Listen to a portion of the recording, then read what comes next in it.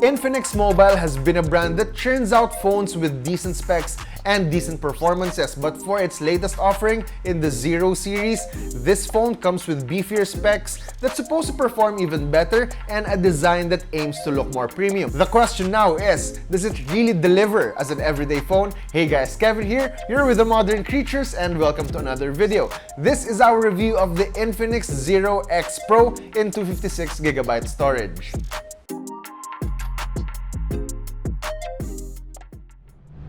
The Infinix Zero X Pro comes with an interesting design in this nebula black color. It has these tiny specks that are reflective of light and creates this galaxy-looking design. It's then protected using glass, so what you get is a more premium look than having a common plastic back. The camera module is quite big and boxy on the upper left corner. We see the main camera segmented from the rest of the sensors and LED flash. We'll talk more about its cameras later on. Moving on, you have both the power button and volume rocker on the right side, with the left reserved for its dual SIM slots and micro SD for storage expansion. The top area is clean with not even a pinhole for the microphone to be seen. Meanwhile, the bottom houses a 3.5mm audio jack, USB-C port and speaker grill.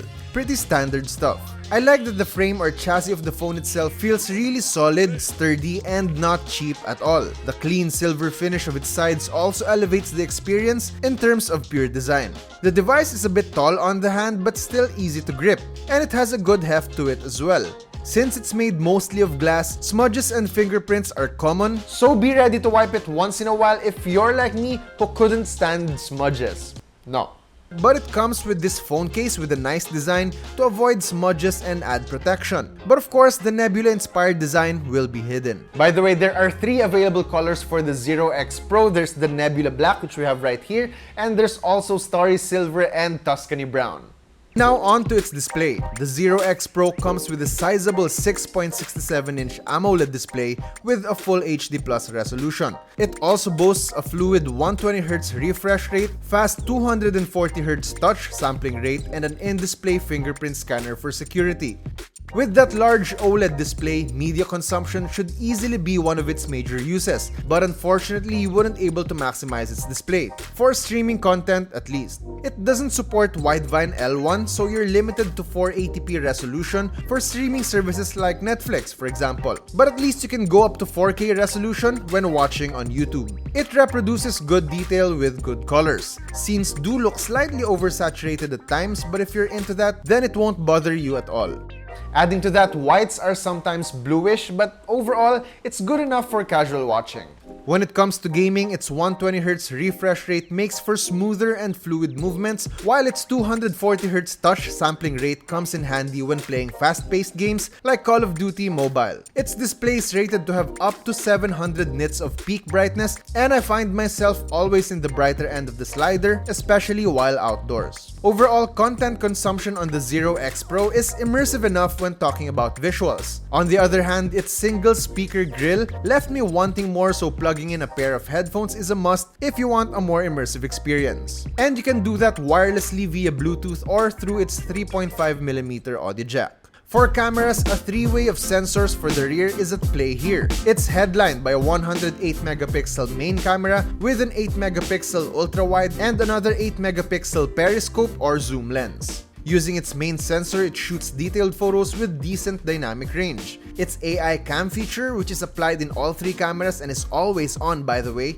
helps detect what kind of settings it thinks is best for the current scenario. And with that, I noticed that white balance isn't consistent, especially under artificial light, so I end up with different shots with different white balance even though I'm just in one location. Its wide-angle lens also captures generally decent shots and is best used for landscapes or cityscapes. I'm also a big fan of its periscope lens as it boasts images with no cropping whatsoever. Its built-in OIS or optical image stabilization comes in handy for these shots to better avoid unwanted shakes and blurs. However, its 60x zoom is not something I would use. Just like with other phones with digital zooms, the quality is just not something post-worthy. But switch over to its super night mode and you could achieve impressive shots. You just need a couple of steady hands and the phone is able to get as much light as possible without blowing the highlights in your frame. Muddy and blotchy details common in low light shots are also minimal. And on top of those, it has short video mode that adds filters and effects for easier recording for platforms like TikTok or IG Reels. By the way, we're on TikTok and IG if you want to follow us there too. Links in the description. On the flip side, its 16-megapixel selfie camera does a good job of tracking the user's eyes and keep them focused. Applying HDR for selfies also improved its dynamic range significantly and preserves details rather than just having them too dark or too bright. At the heart of the Zero X Pro is a MediaTek Helio G95 processor, which is more than capable for everyday tasks and even casual gaming, and a bigger 256GB of storage compared to its previous model at just 128GB. Again, if that's not enough for you, you can expand your storage using a microSD card. Although without 5G, its 4G connectivity was decent enough for daily tasks like browsing on social media, streaming videos and music, or gaming with other people online. Its internals also had no significant hiccups, running multiple apps at the same time and even switching between them. In fact, gaming is handled quite well even for demanding mobile games. Mobile Legends ran without noticeable lags and can even handle higher than standard frame rates. Genshin Impact, although with frame drops once in a while, ran in medium settings with little stress to its internals. The device heating hasn't been a major issue as well. After hours of gaming, the phone is just warm to the touch compared to other devices that do get hot and would sometimes even require you to let the device cool down first. The Zero X Pro runs on the company's X OS, which is based on Android 11. There are loads of pre-installed apps right out of the box, but at least you can uninstall some of them. In terms of battery, it carries a 4500 mAh pack and supports 45 watts of fast charging. A full battery can last a whole day's worth, but that depends on your usage, of course. Browsing and even streaming content is fine, but spend extended time gaming on the phone and your battery is sure to need charging before the day ends. It's a good thing though that it comes with fast charging at 45 watts, since a half hour of being plugged in yields more than 60% of battery, and leaving the phone to fully charge takes less than an hour.